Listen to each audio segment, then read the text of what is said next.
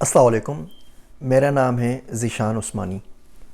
बहुत से दोस्तों ने सवाल पूछा कि यूट्यूब ने रिसेंटली डॉक्टर इसार अहमद का चैनल बैन कर दिया है, टर्मिनेट कर दिया है। कोई तकरीबन 2.9 मिलियन सब्सक्राइबर्स थे और ऐसा क्यों हुआ है। बहुत से लोगों ने बयानात भी दिए कि क्योंकि वो इस्लाम की बात करते थे, क्योंकि वो कुरान शरीफ की बात करते थे, क्योंकि वो कुरान की तफसीर पढ़ाते थे, इसलिए यूट्यूब ने उनका चैनल बैन कर दिया। इन बातों के अंदर कोई इतनी ज़्यादा हकीकत नहीं है। जो मुझे पता है, जो मेरी इन्फॉर्मेशन है, मैं सोचा कि मैं वो आपसे शेयर कर देता हूँ कि दुनिया चलती किस तरीके से। अगर सिर्फ ये वजह होती कि वो कुरान पढ़ा रहे हैं, तफसीर पढ़ा रहे हैं, तो यकीन जानिए यूट्यूब के ऊपर कोई भी इस्लामिक चैनल नहीं होता। मैसेज टीवी भी नहीं होता, नशीद का चैनल भी नहीं होता, तारिक मसूद साहब का भी नहीं होता, नुमान अली ख़ान का भी नहीं होता, मुफ्ती मेनक का भी नहीं होता, यूसुफ स्टेस का भी नहीं होता, इकना का भी नहीं होता, इसना का भी नहीं होता, शेख हसन का भी नहीं होता, हुसैन अब्दुल सत्तार साहब का भी नहीं होता, किसी भी चैनल, मुफ्ती सईद साहब का भी नहीं होता। कोई भी चैनल्स नहीं होते, बिकॉज ये तमाम वही लोग भी वही काम कर रहे हैं जो डॉक्टर इसार अहमद साहब के चैनल के ऊपर हो रहा था। कुरान अगर तफसीर पढ़ाई जा रही है, अगर सिर्फ इतनी बात होती तो ये बात इतनी ज़्यादा सही नहीं है कि उन्होंने मुसलमानों के ख़िलाफ़ रेसिज्म के ऊपर आके सिर्फ इस वजह से चैनल को रिमूव कर दिया है कि लोग कुरान शरीफ सुन रहे थे या पढ़ रहे थे। ये बात सही नहीं है। दूसरी बात, ये बात भी ठीक नहीं है कि ये ऐसा गोरों ने किया है, कुफ़ार ने किया है, उन लोगों ने किया है जो मुसलमान नहीं है, किसी और मज़हब से हैं। ये बात भी ठीक नहीं है। मैं आपसे 2 लिंक शेयर कर लेता हूँ। इसके पीछे 2-3 रीज़न्स हैं। पहला रीज़न तो ये कि यूट्यूब के एक मॉडरेटर यूट्यूब में काम करते थे, अब उन्होंने प्राइवेट फर्म ज्वाइन कर लिए। उनका नाम है हसन खालिद साहब, 31 साल उनकी उम्र है। वो रखे इसलिए गए थे कि अगर कोई ऐसा कंटेंट है यूट्यूब के ऊपर जो लोगों को हेट क्राइम की तरफ, वायलेंस की तरफ उभार रहा है, तो आप उसको फ्लैग कर दें ताकि उन वीडियोस को हम रिमूव कर सकें। तो उन्होंने डॉक्टर इसार अहमद का चैनल भी फ्लैग किया, बाकी भी फ्लैग किया उन्होंने। अभी टेक्सास के अंदर इसराइल के ज्यूश सिनेगॉग के अंदर शूटिंग हुई थी। फैसल अकरम साहब थे यूके के, उन्होंने यही वीडियोस देखी डॉक्टर इसार अहमद की, और वहाँ जाके उन्होंने बहुत से लोगों को हॉस्टेज बना दिया। शूटिंग वगैरह हुई, जो कुछ भी हुआ वो आप डिटेल्स न्यूज़ से देख सकते हैं। और उन्होंने रेफरेंस दिया था कि उन्होंने इस चैनल से, इन वीडियो से मुतासिर होकर ये काम किया है। तो एक बहुत बड़ा उनके पास एक क्लेम बन गया था, एक सबूत आ गया था कि देखिए हम कह रहे थे, लोगों ने ये वीडियोज़ देखी और जाके ये वाला काम किया। तो इसकी वजह से इसके पीछे जितनी की पीछे जो विसल ब्लोअर हैं या जिन्होंने सारी के सारी ये कोशिशें की हैं, एफ़र्ट्स किए हैं और इस पर अच्छा खासा टाइम लगाया है, 6-8 महीने का टाइम लगाया है इसको बंद करवाने के लिए, वो साहब मुसलमान ही हैं। तो इसके पीछे गोरे काफिर वगैरह नहीं है, हमारे मुसलमान भाई मौजूद हैं जिन्होंने इस चैनल को बंद करवाया है। पहली बात तो ये। दूसरी बात ये देखिए, मैं हमेशा बोलता हूँ कि इस किस्म के जो भी चैनल हो उसको मोनेटाइज ज़रूर करना चाहिए। आप फ्री लंच के ऊपर, फ्री राइड पे किसी पे कब तक गुजारा करेंगे। आपके 2 मिलियन 3 मिलियन सब्सक्राइबर्स हैं, तो ज़ाहिर बात है आप वीडियोस अपलोड कर रहे हैं, 1 वीडियो है, 2 वीडियो है, 3 वीडियो है, आपकी सैकड़ों हज़ारों के अंदर वीडियोस हैं।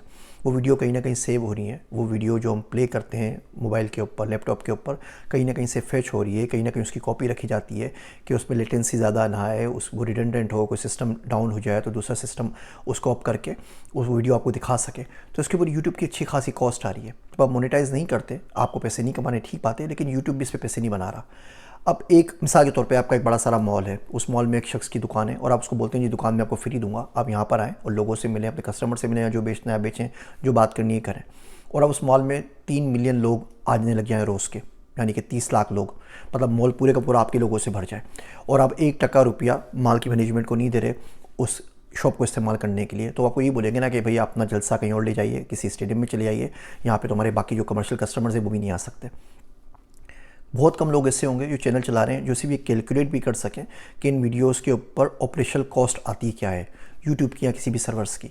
हमारे पास अपने सिस्टम्स तो नहीं है ना, हमारा कोई इस्लामिक यूट्यूब भी नहीं है, कोई पाकिस्तान का यूट्यूब भी नहीं है, कोई सऊदी अरब का यूट्यूब भी नहीं है।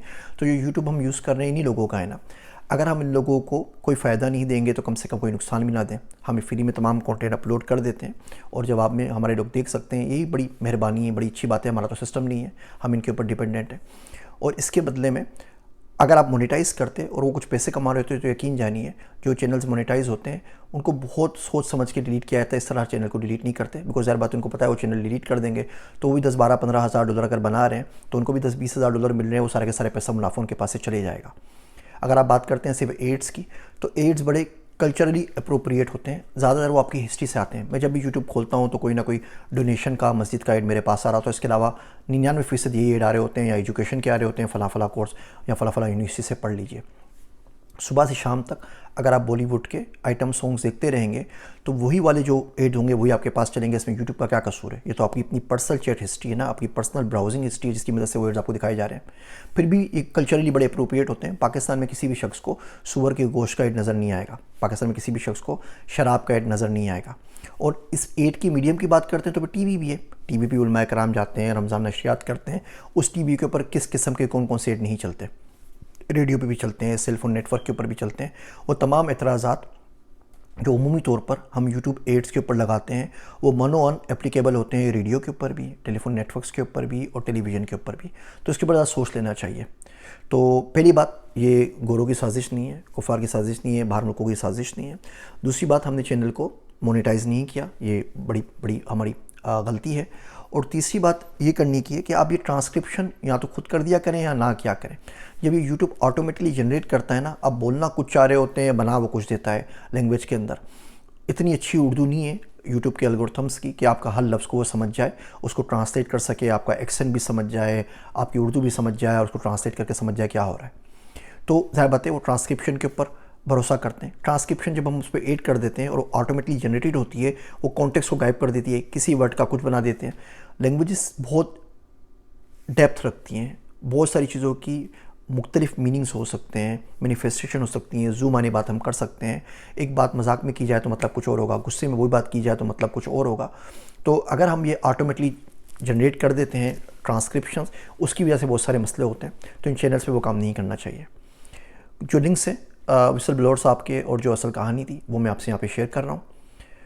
उम्मीद है हम खुद किसी काबिल हो सकेंगे कि अपने सिस्टम्स बना सकें और सिर्फ बाहर वालों को कोसने से और कंस्पायरेसी थ्योरीज़ के ऊपर यकीन रखने से कुछ भी सुधरने वाला नहीं है। मुझे अपनी दुआओं में याद रखिएगा। मैं हूँ आप सबका ज़िशान उस्मानी।